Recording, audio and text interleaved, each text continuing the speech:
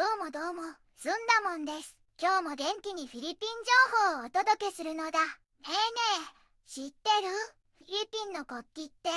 戦争が始まると上下ひっくり返る世界で唯一の国旗なのだ。普段は平和を表す顔絵だけど、いざという時は勇気を表す赤を上にして国の覚悟を示すらしいのだ。すごいよね。今日はそんなフィリピンからとっておきのニュースを5つ紹介するのだ。中でも特に注目なのが4つ目のニュースなのだ。みんな、すごいニュースがあるのだ。世界中で愛されるミュージカル、レ・ミゼラブルがついにマニラにやってくるのだ。ビクトル・ユゴーさんの小説が原作で、愛とか許しとか革命とか正義みたいな心に響くテーマがぎゅっと詰まっているとっても素晴らしい物語なのだ。フィリピンの人たちにも大人気で、ロンドンのウェストエンドではずーっと上演されているロンブランミュージカルなのだよ。今回はね、もうすぐ40周年を迎えるのを記念して、ワールドツアースペクタキュラーというとってもスペシャルな公演が企画されたのだ。舞台装置や照明、演出デ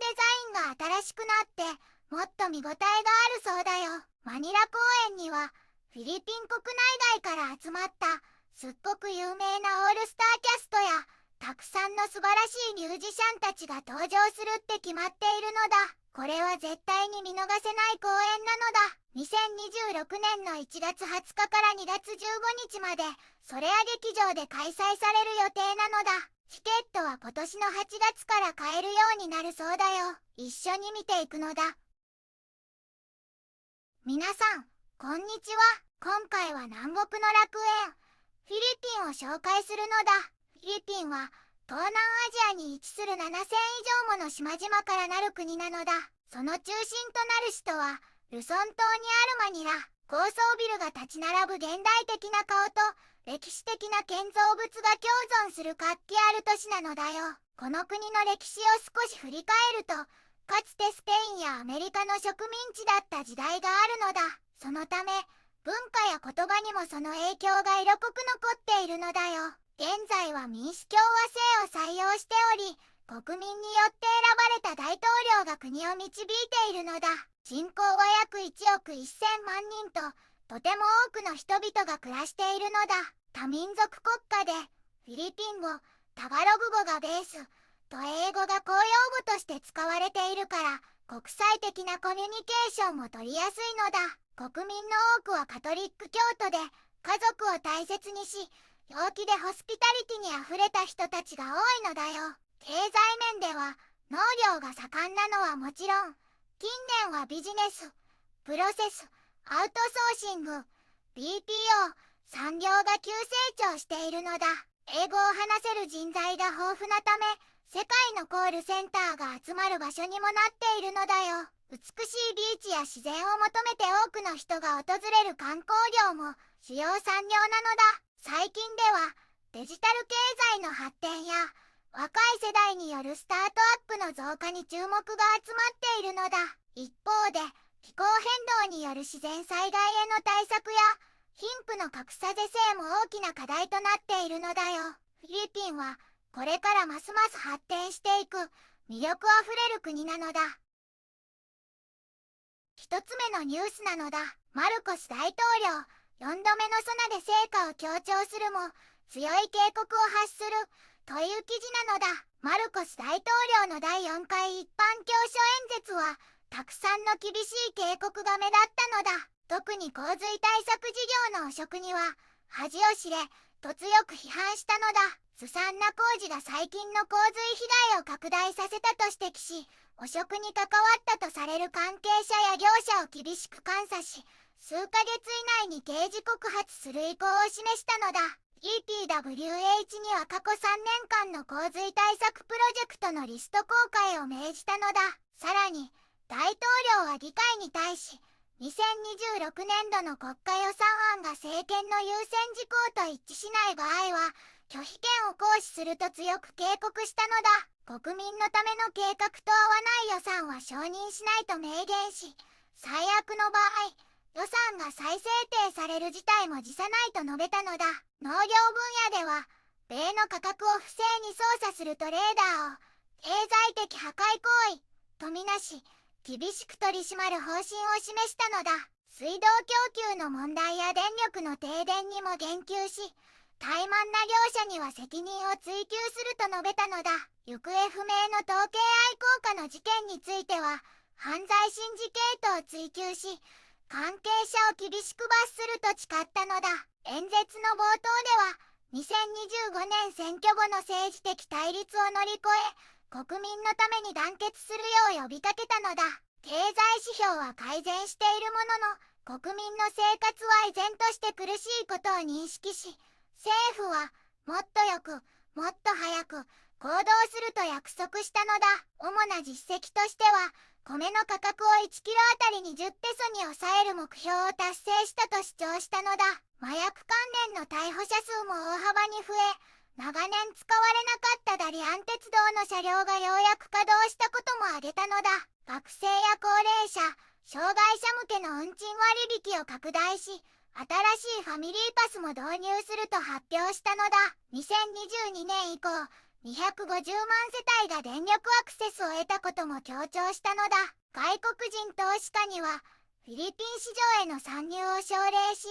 海外で働くフィリピン人労働者にも感謝の意を述べたのだ。一方で、今回の演説では触れられなかった重要な問題もあったのだ。オンラインギャンブル、西フィリピン海の領土問題、中国との関係、国際刑事裁判所、ICC、やドゥテルテ前大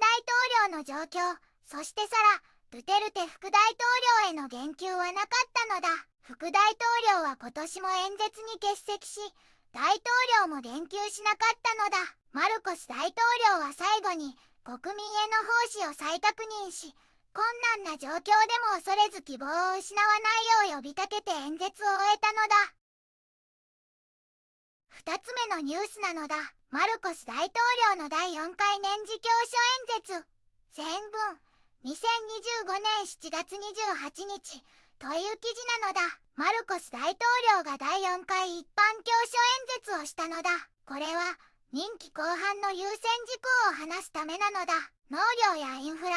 エネルギー、教育、国家安全保障が主なテーマなのだ。みんなで力を合わせ、公共サービスをもっと早く届けるように呼びかけているのだ。選挙の結果から国民が政府のサービスに不満を持っているのが分かったのだ。だから、もっと頑張って、もっと早くサービスを提供しないといけないのだ。経済は良くなっているけれど、国民がまだ苦しんでいるなら意味がないのだ。残りの3年間で、国民の生活を楽にするために全力を尽くすのだ。雇用を増やすため、DOLE や DTI などが協力して、まだ仕事がない約 4% の人たちの雇用機会を探すのだ。小さなビジネスには、低利子、無担保の資金を出すのだ。約250万世帯が自分で小さなビジネスを持てる養子縁を続けるのだ。自動車や電子機器、バイオテクノロジー、医薬品、建設など様々な産業を成長させるのだ。20ペソの米はもう実現可能だと証明したのだ。PA に1130億ペソを投入して全国の経営 DIWA ストアで展開するのだ。米の価格を操作する業者には厳しく対処するのだ。経済的なサボタージとみなすのだ。豚肉の価格を下げるため、地元の生産を強化し、小豚や新豚を配ったり、バイオセキュア施設を建設したりしているのだ。アフリカ豚熱、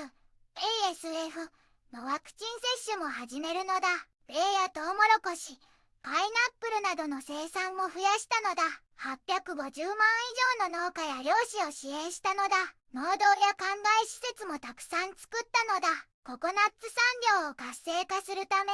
1500万本のヤシの木を植える計画で、最終的には1億本を目指すのだ。ココナッツ農家支援法も改正を求めるのだ。若者が農業を将来の仕事にできるように、奨学金やプログラムも用意するのだ。農地改革の受益者には、土地の所有権を証明する書類を早く配っているのだ。発電所は増えたし、再生可能エネルギーにも力を入れているけれど、電力にはまだ問題があるのだ。300万世帯が電気なし、頻繁なブラウンアウト、そして高い電気料金なのだ。この3年間で250万世帯に電力を供給したのだ。次の3年間でさらに400万世帯に電力を供給できる約200の発電所を完成させるのだ。特に遠隔地への電化を進めるのだ。2028年までにさらに100万世帯以上がソーラーホームシステムで電気を使えるようにするのだ。余った電気を売れるネットメータリングプログラムも進めるのだ。低所得世帯向けのライフラインレートも拡大するのだ。四季ホールで起きた大規模ブラウンアウトの問題は、期限切れの許可証や故障した発電機、対応の遅さが原因だったのだ。DOE、NEA、ERC2 年内にサービスを正常に戻すよう指示したのだ。他の地域でも同じような問題がないか調査し、電力会社の管理を改善させ、必要なら返金を命じるのだ。清潔な水の供給のために大規模なプロジェクトを進めているけれど、600万以上の利用者が蛇口から水が出ないという苦情があるのだ。LWUA、放水道事業庁が、水道事業者やパートナーの不十分なサービスに対処しているのだ。サービスの改善と料金の引き下げを確実に行い、怠慢な者には責任を負わせるのだ。教育の質も重要なのだ。若者の学力不足、数学、科学、読解力、野中隊、約50万人の子供が働いているのが問題なのだ。インフラ以上に人々に投資するのだ。教育システムを改善し、最優先事項として取り組んでいるのだ。今年はアカデミックリカバリーとアクセス可能な学習 ARAL プログラムを始めたのだ。早期幼児教育も強化しているのだ。生徒のいじめやうつの問題にも対応するため、スクールカウンセラーを増やすのだ。300以上のバラエティチャイルドディベロップメントセンターや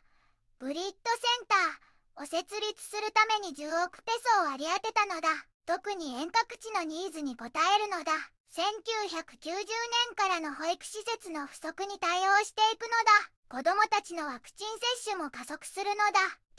TOH にできるだけ早くすべての子どもたちが完全にワクチン接種を終えるように指示したのだ。これらの取り組みを通じて国民の生活を直接的に改善することに全力を尽くすのだ。3つ目のニュースなのだ。2025年一般教書演説、マルコス大統領、翡翠事業の汚職関係者に恥を知れという記事なのだ。フィリピンのマルコス大統領が翡翠プロジェクトの汚職に関わった人たちに恥を知れなのだとっても強く言ったのだ。これはひどい豪雨のたびに深刻な洪水が起きる原因が劣悪なインフラにあるからなのだ。大統領は最近の西南モンスーンやサイクロンの被害を視察して、多くの治水プロジェクトが失敗したり、実際には存在しないゴーストプロジェクトだったりしたのを確認したらしいのだ。キックバックや公然の不正がはびこっているのはみんな知っているなのだ。で、強く非難したのだ。洪水で苦しむ人々や借金を背負う未来の子供たちのためにも恥を知れなのだ。と、汚職が引き起こす深刻な結果を訴えたのだ。こんな不正を二度と起こさないために、大統領は3つの大事な対策を発表したのだ。まず、公共事業道路省に、過去3年間に始まったか終わった治水プロジェクトのリストを全部提出させるなのだ。次に、地域の監視委員会がそのリストを詳しく調べて、失敗作や未完成、ゴーストプロジェクトだったものを報告するのだ。そして、なんと、このリストはみんなに公開されるのだ。これによって、工事を目撃した人たちが、情報を自由に調査したり、知っていることを提供したりできるようになるなのだ。さらに、税金がどう使われたかを確かめるために、監査と性能レビューもするらしいのだ。国民のお金を大切に、みんなのために使うための、とっても重要な取り組みなのだ。4つ目のニュースなのだ。レ・ミゼラブル、ワールドツアースペクタキュラー2026年1月マニラ公演という記事なのだ。みんな、すごいニュースがあるのだ。世界中で愛されるミュージカル、レ・ミゼラブルが、ついにマニラにやってくるのだ。この、レ・ミゼラブルは、ビクトル・ユゴーさんの小説が原作で、愛とか、許しとか、革命とか、正義みたいな、心に響くテーマがぎゅっと詰まっている、とっても素晴らしい物語なのだ。フィリピンの人たちにも大人気で、ロンドンのウェストエンドでは、ずーっと上演されているロンブランミュージカルなのだよ。今回羽、もうすぐ40周年を迎えるのを記念して、ワールドツアースペクタキュラーという、とってもスペシャルな公演が企画されたのだ。これは、以前のコンサートバージョンをさらにパワーアップさせたもので、舞台装置や照明、演出デザインが新しくなって、もっと見応えがあるそうだよ。特にマニラ公演では、フィリピン国内外から集まった、すっごく有名なオールスターキャストや、たくさんの素晴らしいミュージシャンたちが登場するって決まっているのだ。だから、これは絶対に見逃せない公演なのだ。マニラでの公演は、2026年の1月20日から2月15日まで、ソレア劇場で開催される予定なのだ。まだ詳しいキャストは発表されていないけれど、チケットは今年の8月から買えるようになるそうだよ。みんな、今から予定を空けて、この素晴らしいミュージカルを体験しに行く準備をしておくのだ。とっても楽しみなのだ。5つ目のニュースなのだ。SONA2025 フィリピン系アメリカ人の間で賛否両論という記事なのだ。2025年7月27日、フィリピンのマルコス大統領が3回目の国家演説 SONA をしたのだ。農業やインフラ、医療、教育改革について話したみたいなのだ。この演説に対してフィリピン系アメリカ人さんたちの反応は、期待する声から厳しい批判までいろいろだったのだ。大統領はインフレが下がったことや雇用が増えたこと、投資家さんの気持ちが上向いたことを良いことだって言ったのだ。でも国民さんたちの毎日の生活がまだ大変なのは認めていたのだ。一番拍手をもらったのは、お米を1キロ20ペソにするっていう選挙の約束が達成できたって話だったのだ。でも海外に住むフィリピン人さんたちからはちょっと疑いの声が上がったのだ。人権弁護士のバレラさんは、20ペソのお米なんてないのだ、そら約束ばっかりなのだって言ってたのだ。食料の値段は上がってるし、ガソリン代も高いし、国の借金もすごく増えてるって指摘したのだ。それからフィリピンの国の主権が弱くなってることや、国際的な立ち位置が不安定なことも批判したのだ。教育や医療、インフラが良くなったって報告もあったのだ。でもニューヨークに住むフィリピン系のコミュニティ活動家さんは、アメリカにいるフィリピン系移民さんたちの問題、グリーンカードを持つ人が捕まったりすることについて、大統領が何も話さなかったことに不満みたいだったのだ。それから200人以上のフィリピン系の団体さんが集まって、国民の国家演説っていうのを開催したのだ。マルコス政権の政策はゴミだって言って、貿易協定や軍事化、政府の無視を批判したのだ。移民さんを守るための運動も始まったのだ。一方で、今回の SONA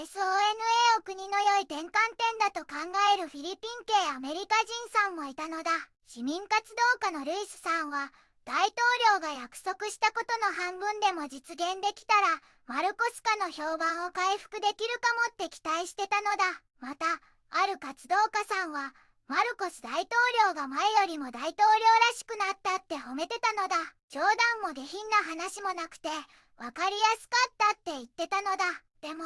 労働者さんたちの賃上げについては全く触れられなかったから、この SONA は薄っぺらなのだって批判する声もあったのだ。結局、大統領の演説の長さじゃなくて、話したことと実際にやることの間に大きなギャップがあるのが問題だって言われてるのだ。活動家さんたちは、フィリピンの本当の解放のために、これからも頑張っていくって誓ったのだ。真のフィリピン社会をみんなに知らせていくって言ってるのだ。今回はフィリピンの基礎知識からマルコス大統領の SONA での厳しい警告、そして未来への期待までいろいろな一面を知ることができたのだ。課題もあるけれど発展を続けるフィリピンにこれからも注目なのだ。レ・ミゼラブルの公演も待ち遠しいのだ。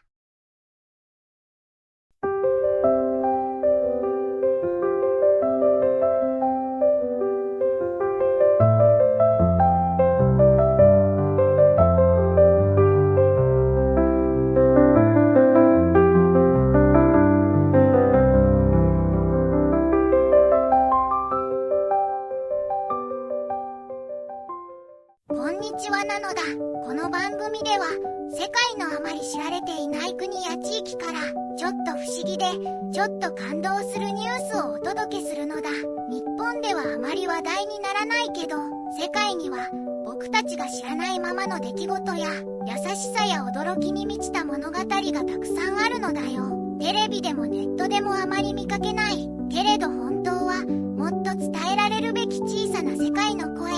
そんな声を僕と一緒に見つけに行くのだ。さあ、一緒に知られざる世界の旅を始めるのだ。